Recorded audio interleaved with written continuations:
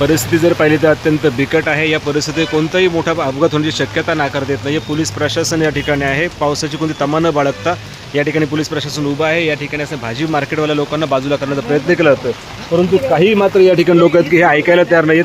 हे इथेच बसून राहिलेत आणि हे बसत नसल्यामुळे जर यांच्या जीविताला काय झालं तरी जबाबदारी घेणार कोण? हे नगरपालिका प्रशासनाचं खरं तर काम होतं की या ठिकाणी बसणाऱ्या लोकांना त्यांनी बसून नव्हतं द्यायचं, काढणं गरजेचं आहे। निगरकट्ट ही मंडळी पण या ठिकाणी बसून राहतात, जीवाचं काही पोलीस प्रशासनाचं या ठिकाणी ऐकत नाही अशी परिस्थिती या ठिकाणी आपल्याला पाहायला मिळते। पाहूयात नगरपालिका प्रशासन याच्यावरती काय याच्यानंतरच्या कालखंडामध्ये काय कारवाई करते।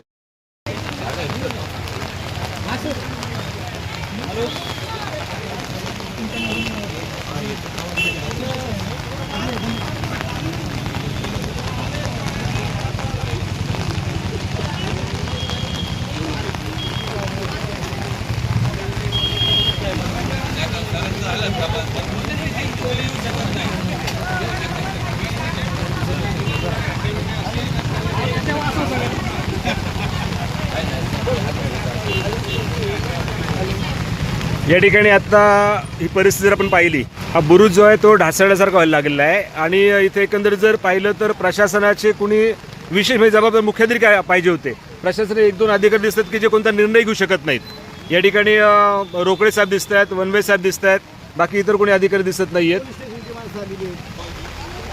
या ठिकाणी नगरपालिका प्रशासनाने विशेष काळजी घेणं गरजेचं होतं। मुख्याधिकाऱ्यांना फोन केला आहे, मुख्याधिकाऱ्यांनी उडवाउडवीची उत्तरं दिली आहेत।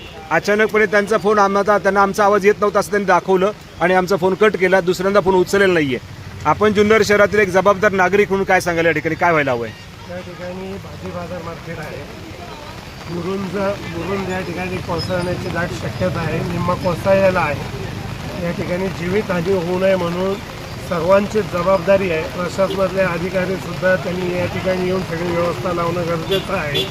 या ठिकाणी नगराध्यक्ष सुजाता मधुकर ह्या येऊन गेले आहेत, उपनगराध्यक्ष येऊन गेलेले आहेत, नगरसेविका आपल्या शिंदेताई येऊन गेले आहेत, त्याचप्रमाणे या ठिकाणी मंडळाचे बुद्धे नगरसेवक हे या ठिकाणी उपस्थित आहेत। अनेक सामाजिक कार्यकर्ते सुद्धा या ठिकाणी आलेले आहेत, परंतु या ठिकाणी मुख्याधिकाऱ्यांनी येऊन या ठिकाणी व्यवस्था व्यवस्थित लावलं, या ठिकाणची परिस्थिती पाहणं, या ठिकाणी अतिवृष्टीमुळं जे काही नुकसान होत आहे त्या जीवितहानी होणार नाही ह्याची सुद्धा जबाबदारी मुख्याधिकाऱ्यांनी घेणं गरजेचं आहे। पण या ठिकाणी मुख्याधिकारी गाडीतून येऊन निघून गेलेले नागरिकांच्या निदर्शनास आलेलं आहे। त्याचप्रमाणे माननीय आपण स्वतः पत्रकार बंधू खडलेक साहेब आपणही या ठिकाणी त्यांना फोन लावला होता, तर त्यांनी या ठिकाणी उडवाउडीची उत्तरं दिल्याचं निदर्शनास येत आहे। ते एक जबाबदार म्हणून त्यांनी या ठिकाणी यावं, यांची परिस्थिती पाहावी अशी वारंवार विनंती आम्ही त्यांना करत आहोत। परंतु अधिकाऱ्यांनी सुद्धा या ठिकाणी फोन लावले, पण ते येतं अद्यापर्यंत या ठिकाणी ते पोहोचलेले नाही। गर्दी पाहिली आता इथून सीओ माझ्या समोरून गेलेले असतात गाडीमध्ये 5 ते 10 मिनिट झाले तिथे थांबले नाही। त्याने ढिगाऱ्या खाली कोण मेले का हे पाहिलं तर ते थांबले पाहिजे की नाही? त्यांना अक्षरशः तुम्हाला सांगतोय प्रशासनाचं काय चाललं हेच कळत नाही आम्हाला। या ठिकाणी एवढी सगळी सामान्य लोक इथे थांबले ते आता इथून गेले, त्यांना आवाज दिला, सरळ काचवर करून निघून गेले। तुम्ही स्वतः फोन केला, आता आम्ही सगळे पाहतोय काय चाललंय। मग त्यांना नुसती भाडी गोळा करायची का जुन्नर शहरामध्ये? त्यांना पैसे पाहिजे सामान्य नागरिकांचे, पण हे काय चाललंय? मग एखाद्याचा जीव गेल्यानंतर ते येणार आहे इथं। आता नगरसेवकांनी आता फोन केला, पोलीस प्रशासन इथं आलेलं आहे। आता थोडक्यात जर समजा याच्या खाली कोण गेलं याची जबाबदारी कोण घेणार? याचं उत्तर आम्हाला पाहिजे। वारंवार हे चाललेलं आहे जुन्नर शहरामध्ये। फोन उचलत नाही, आता त्यांना आवाज दिला, गाडी आता इथून तुमच्या समोर गाडी गेलेली आहे, इथून गाडी गेली ती। नागरिकांच्या काही समस्या आहेत का नाही? काही का नुसतं आपलं राजकारण करत बसतात का काय? ते नगरपालिकेत त्यांनी काम केलं पाहिजे, इथं थांबलं पाहिजे होतं। एवढा मोठा गुरुंचा पडला तर किती लोकांची हानी होणार आहे? अजिबात शिवसाहेबांचं लक्ष नाही। मी स्वतः फोन केले, त्यांनी उचलले नाहीत त्या शिवसाहेबांनी सुद्धा। माझं मुख्याधिकारी साहेबांना आव्हान आहे, तुम्हाला जर कधी जुन्नर शहराचं काम करायचं नसेल तर तुम्ही सरळ इथून आहे ना बदली करून घ्या, तुमच्या जागी कार्यक्षम माणूस आणा। कारण एक लक्षात घ्या, इथं किती जणांनी फोन केले, अक्षरशः ते साहेब जे आहेत ते सगळे म्हणजे न थांबता निघून गेले। आता हे सगळं पोलीस प्रशासनाची माणसे, बाकी सगळी जनता आहे ते भिजते पावसामध्ये, ते लोकांसाठी उभे आहेत, पण त्या व्यक्तीला काहीच घेणं नसेल तर त्यांनी आपलं सरळ इथून जुन्नरला राजीनामा द्यावं, त्यांच्या गावी जावं निघून। मंदारजी, ही परिस्थिती आपण पाहताय, काय नक्की काय सांगाल काय? साधारण तासाभरापूर्वी आम्हाला तुमच्या नागरिकांचा फोन आला की या ठिकाणी गुरु ढासळतोय, माती पडलं की त्यांनी व्हिडिओ पाठवले. तातडीने ऊन वारा पाऊस काही बघता काही न बघता आम्ही इथं आलो. अध्यक्षांना फोन केला, अध्यक्ष देखील हजर राहिले. प्रशासन म्हणजे आम्ही श्री रोकडे असणार अतिक्रमण विभागातले किंवा इंजिनियर राऊत साहेब असतील ते देखील आले. गुंड साहेबांना देखील फोन केला आहे, पोलीस निरीक्षक गुंड साहेब आहेत, त्यांनी देखील पोलीस कर्मचारी पाठवले आणि तातडीने बॅरिगेट्स लावून घेतलेले आहे. बघा तुम्ही बघू शकता सर, पोलीस कर्मचारी पण पावसात भिजतात आहे, अक्षरशः त्यांची अगदीवरती भिजलेली आहे, तरी पण ते देखील त्या ठिकाणी प्रामाणिकपणे आपली जे आपले कर्तव्य आहे ते निभावताना आपल्याला दिसत आहे.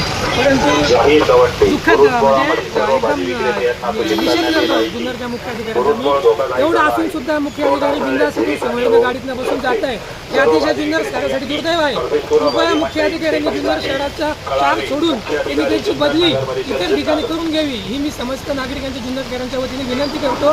तुम्ही जुन्नर शहराचे, तुम्ही जुन्नर तालुक्याचे नागरिक आहे, परंतु दुर्दैव आहे तुमचं, तुम्ही तालुक्यातले नागरिक असून सुद्धा तुम्हाला शहराच्या ठिकाणी ज्या ठिकाणी आपत्ती उद्भवली त्या ठिकाणी तुम्हाला थांबता येत नाही. अशा मुख्याधिकाऱ्याचं करायचं काय या ठिकाणी मी त्यांचा जाहीरपणे निषेध करतो.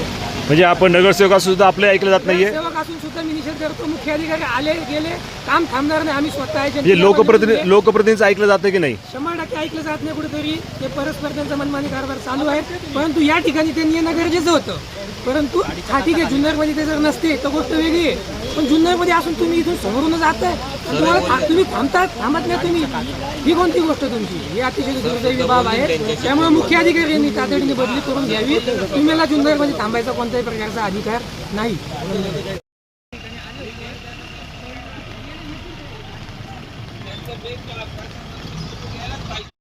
या ऐतिहासिक वास्तू टिकाव्यात यासाठी जुन्नर टुरिझम डेस्टिनेशन मॅनेजमेंटच्या माध्यमातून या अगोदर प्रयत्न करण्यात आले होते.